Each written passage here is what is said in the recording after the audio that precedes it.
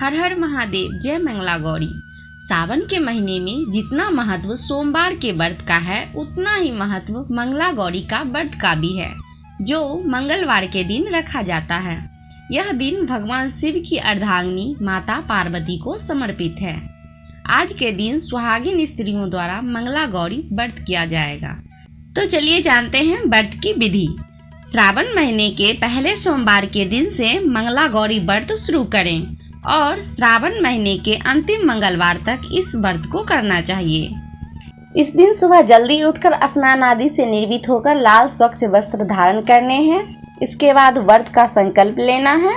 एक साफ लकड़ी की चौकी पर लाल रंग का वस्त्र बिछाकर उस पर मां पार्वती की प्रतिमा या तस्वीर स्थापित करें।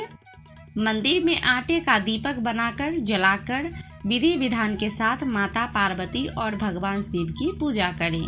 मां मंगला गौरी व्रत के दौरान माता को आटे के लड्डू, फल, पान, सुपारी, लौंग, इलायची और सुहाग की सामग्री अर्पित करनी चाहिए। पूजा में जो भी सामग्री हो उसकी संख्या 16 होनी चाहिए।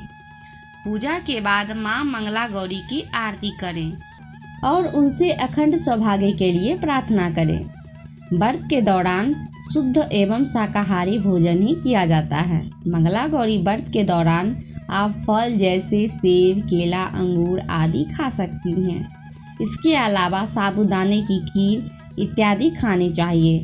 इस बात का विशेष ध्यान रखें कि इस दिन भोजन में माता को जो भी चीज हम समर्पित करेंगे ना, वो 16 के अंक में हमें समर्पित करनी है। तो मंगला गौरी माता को हम 16 फूल समर्पित करेंगे और कलश को, गणेश जी को, श्री शंकर भगवान को जो हमने फूल समर्पित किए हैं वो इस 16 से अलग होंगे। हो सके तो 16 अलग अलग पेड़ों के फूल आप माता मंगला गौरी को समर्पित करें, लेकिन अगर अलग अलग फूल आपको नहीं मिलते हैं तो जो भी फूल आपको मिल रहे हैं वो 16 फूल आप माता मंगला गौरी को समर्पित करें। फूल समर्पित करने के बाद अब हम माता मंगला गौरी को पत्ते समर्पित करते हैं। तो सबसे पहले तो हम गणेश जी को, भगवान शिव शंकर को बेलपत्र समर्पित कर देंगे। भांग, धतूरा, जो भी पत्ते आपने लिए हैं वो हम भगवान शिव शंकर और भगवान गणेश जी को हम पत्ते समर्पित करेंगे और फिर हम माता मंगला गौरी को 16 पत्ते समर्पित करेंगे। तो 16 पत्ते मैंने अलग कर लिए हैं। देखिए, हो सके तो 16 अलग अलग पेड़ों के पत्ते ले, कोई भी साग सब्जी फल फ्रूट कोई भी पत्ते आप ले सकते हैं किसी भी पेड़ के। और अगर 16 पेड़ आपको नहीं मिल रहे हैं तो आप जैसे 8 पेड़ मिल रहे हैं तो 2-2 पत्ते ले लीजिए, 16 हो जाएंगे। 4 पेड़ मिल रहे हैं तो 4-4 पत्ते ले लीजिए। टोटल हमें 16 पत्ते लेने हैं। तो देखिए, 16 पत्ते मैंने माता मंगला गौरी को समर्पित किए हैं। शास्त्रों के अनुसार माँ मंगला गौरी ने, माँ पार्वती ने भगवान शिव शंकर को पाने के लिए जो तपस्या की थी वो वन में की थी। वहां पर उन्हें जो भी सामग्री मिली उसी का इस्तेमाल किया था पूजा में। तो वहां पर जो भी पेड़ पौधे मिले उन सबके पत्ते उन्होंने चढ़ाए थे। इसीलिए मंगला गौरी व्रत में आप कोई भी पेड़ हो, साग सब्जी फल फ्रूट, किसी भी पेड़ के पत्ते और फूल माता मंगला गौरी को चढ़ा सकते हैं। तो जो भी पत्ते आपको मिल जाए आप वो ले लीजिए। इसके साथ ही हम जीरा चढ़ाएंगे। तो 16 जीरे के दाने हमें चढ़ाने हैं। 16 हरा मूंग जो होता है ना, उसके दाने हमें चढ़ाने हैं। 16 संख्या में लेने हैं, ध्यान रखना है। इसके बाद हम 16 श्रृंगार माता मंगला गौरी को चढ़ाएंगे। तो पूरे 16 श्रृंगार हमें माता मंगला गौरी को चढ़ाने हैं। फिर हम भोग चढ़ाएंगे। तो भोग पहले हम गणेश जी को, भगवान शिव शंकर को समर्पित करेंगे और भोग में जो भी चीज चढ़ाई जाएंगी वो भी 16 के अंक में ही चढ़ाई जाएंगी। तो माता मंगला गौरी को जो हम भोग चढ़ाएंगे ना, वो 16 चीज में चढ़ाएंगे। जैसे 16 मैंने यहाँ पर काजू लिए हैं, गिन के हमें लेने हैं, बिल्कुल 16 से कम या ज्यादा नहीं होने चाहिए।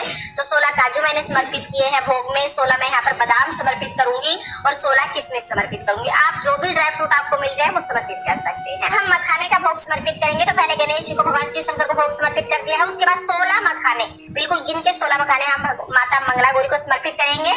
और फिर हम 16 चम्मच, मैंने यहाँ पर हलवा लिया है, आटे का हलवा बनाना है और 16 चम्मच हलवा हम माता मंगला गौरी को समर्पित कर देंगे। इसके बाद 16 फल मैंने लिए हैं, ये फल हम समर्पित कर देंगे। फिर जल समर्पित किया है और दक्षिणा हमें जरूर समर्पित करनी है, क्योंकि दक्षिणा पूजा में रही कमियों को पूरा करती है। उसके बाद धूप दीप दिखाएंगे और माँ मंगला गौरी को जो हमने श्रृंगार का सामान चढ़ाया है ना, उसी में से सिंदूर लेकर हम माँ मंगला गौरी को सिंदूर लगा देंगे। काजल हमें उसी में से लेकर माँ मंगला गौरी की आंखों में काजल लगा देना है और बाद में फिर ये सामान हम उसी में रख देंगे, जो हमने सामान लिया था ना उसी में रख देंगे। इसके बाद हमने मेहंदी ले ली है। तो अगर आपने कीप की मेहंदी ली है तो आप वो ले सकते हैं। मैंने ये सूखी मेहंदी ली है, तो थोड़ी सी मेहंदी इसमें से निकाल कर घोल कर माँ मंगला गौरी को ये मेहंदी में लगा दूंगी। तो आपको श्रृंगार माँ मंगला गौरी का जरूर करना है। जब आप माँ मंगला गौरी का पूजन करें तो खुद भी 16 श्रृंगार करके पूजन करें, क्योंकि सुहाग का व्रत होता है ये। थोड़ी सी मेहंदी फिर हम अपने हाथों पर भी लगा लेंगे और इसके बाद फिर हम कथा सुनेंगे। तो माँ मंगला गौरी की व्रत कथा सुनने के लिए अपने हाथों में चावल के या फूल ले लीजिए। आप खाली हाथ कथा नहीं सुनते हैं तो या तो चावल फूल कुछ भी अपने हाथों में लेकर फिर हम माँ मंगला गौरी की व्रत कथा सुनेंगे। व्रत कथा का वीडियो आपको अलग से चैनल पर मिल जाएगा, क्योंकि यहीं पर मैं कथा सुनाऊंगी तो बहुत लंबी वीडियो हो जाएगी। कथा सुनने के बाद जो चावल लिए हम माँ मंगला गौरी को समर्पित करेंगे।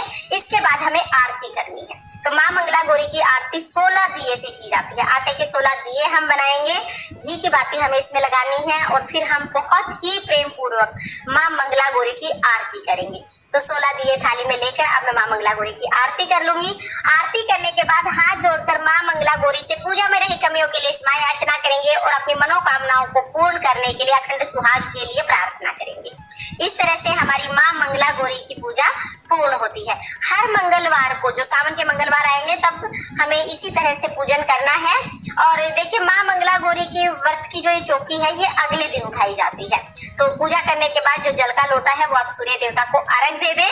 और जो चौकी है वो कल कैसे उठानी है इसका वीडियो भी आपको चैनल पर मिल जाएगा, उसका लिंक मैं आपको डिस्क्रिप्शन में दे दूंगी, आप वहां से देख लेना।